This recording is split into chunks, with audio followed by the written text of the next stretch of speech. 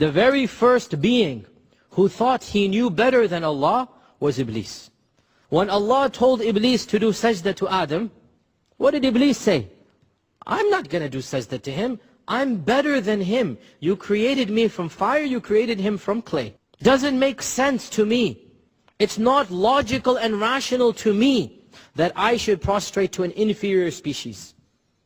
We have in our history the very first case of somebody preferring his own intellect over the commandments of Allah subhanahu wa ta'ala. And we know what is the fate of this.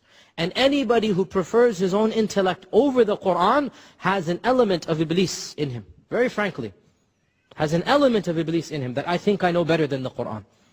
Let me give you an example of Stockholm and myself. I come to Stockholm for the first time, as I have come. I don't know who is anybody in the city. So I find a Muslim in the streets. I say, Akhi, can you tell me where is the Sheikh of Stockholm? Where is the Mufti of Stockholm? Where is the greatest scholar of Stockholm? So this man will say, I know. Here, take me by the hand. He'll take me to the Mufti. He'll say, this is our Mufti. This is our greatest scholar. So I ask the scholar my question.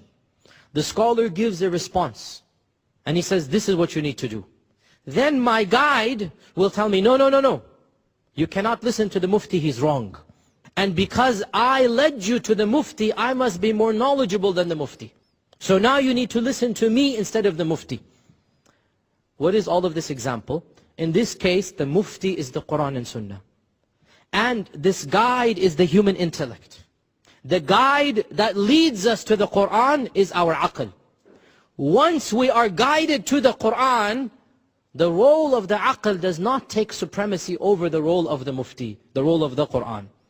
You see the example here, right? And so Ibn Taymiyyah says, if this were to happen to you, you would say to the guide that you testified that he is the scholar of Stockholm.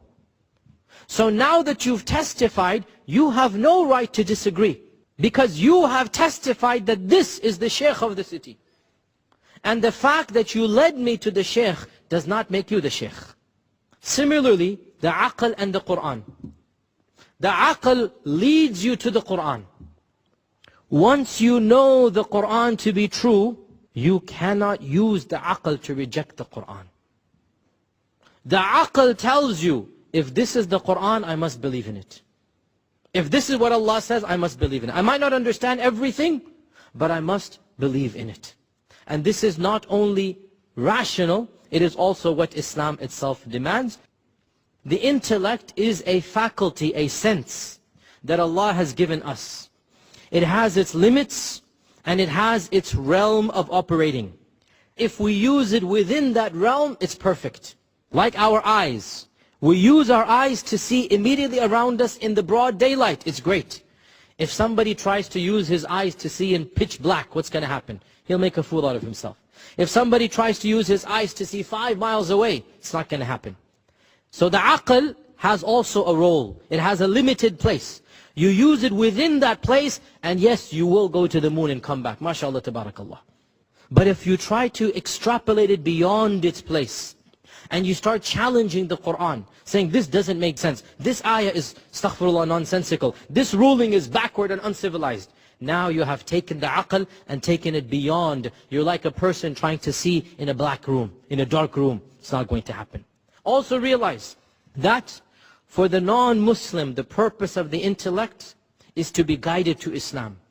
And for the Muslim, the purpose of the intellect is to understand Islam, to challenge Islam.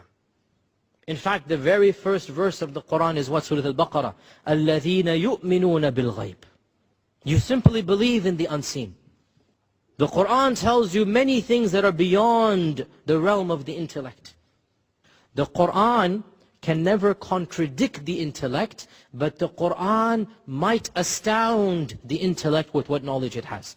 The Quran will bring knowledge the intellect can never have. For example, angels, heaven and hell. Scientifically, can we prove angels exist? No. SubhanAllah, forget angels. Can we prove our own bodies have ruh inside of it? Ruh, soul. Can science prove we have a ruh? Wallahi, you can invent any scientific apparatus, anything, and it will not be able to detect whether you have a soul or not. Yeah, subhanallah, if we cannot even detect our souls, are we going to then use science to derive everything from around us? No. Science has a role. Keep it in its role. Don't take it beyond its role. And we conclude by stating that Allah subhanahu wa ta'ala has gifted us and created our intellects amongst us. And He has also revealed our scripture. And the two of them are meant to be used in harmony.